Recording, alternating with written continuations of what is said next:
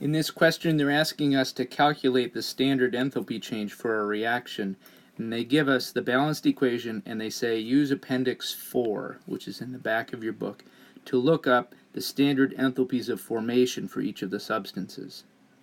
In Part A, they don't give us the equation directly as formulas. Instead, they give us some space-filling models of the elements. So you've got to use the key up at the top.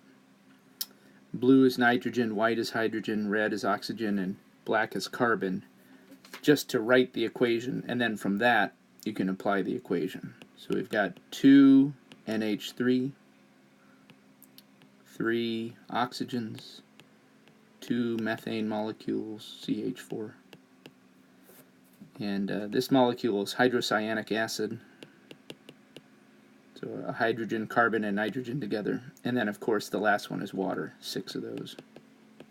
And that's a balanced equation, as written. Then we get to apply the standard enthalpy change for equation, which involves adding together the standard enthalpies of formation for the products. And you would multiply by the coefficients. That's what the little n stands for in that equation.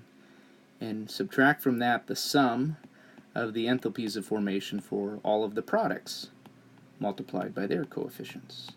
Or it's products minus reactants, if I said that wrong. Okay, so Part A. I'm looking up in Appendix 4 the enthalpies of formation for each of the substances. So this takes some time, but it doesn't. It's not that difficult intellectually. You just kind of look through the list. I suppose you could also Google this. One of them's an easy one.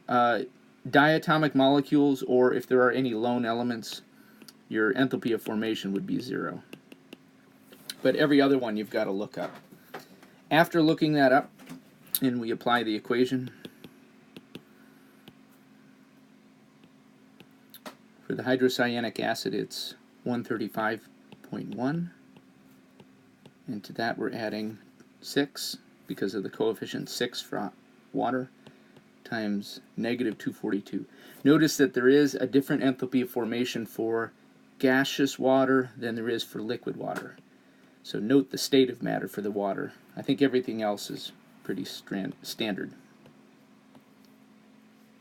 On the reactant side, 2 times NH3's enthalpy of formation, which is negative 46, plus oxygens, 3 times 0 for its enthalpy of formation, plus for methane, 2 times negative 75.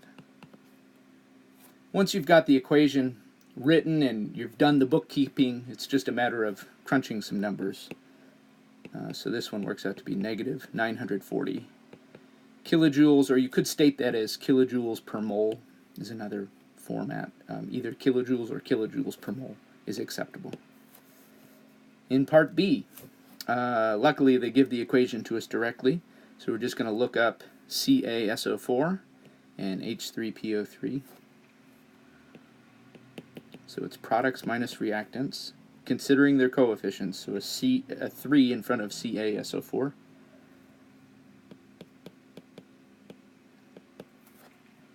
And a 2 in front of H3PO4.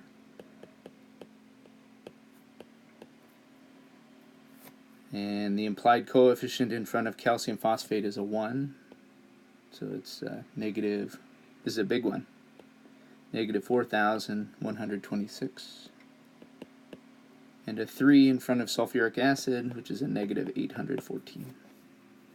Crunch the numbers, and we come up with a negative 265 kilojoules, or you could say kilojoules per mole.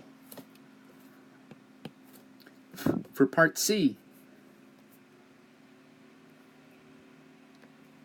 we've got ammonium chloride is the only product, and its coefficient is 1, so 1 times negative 314.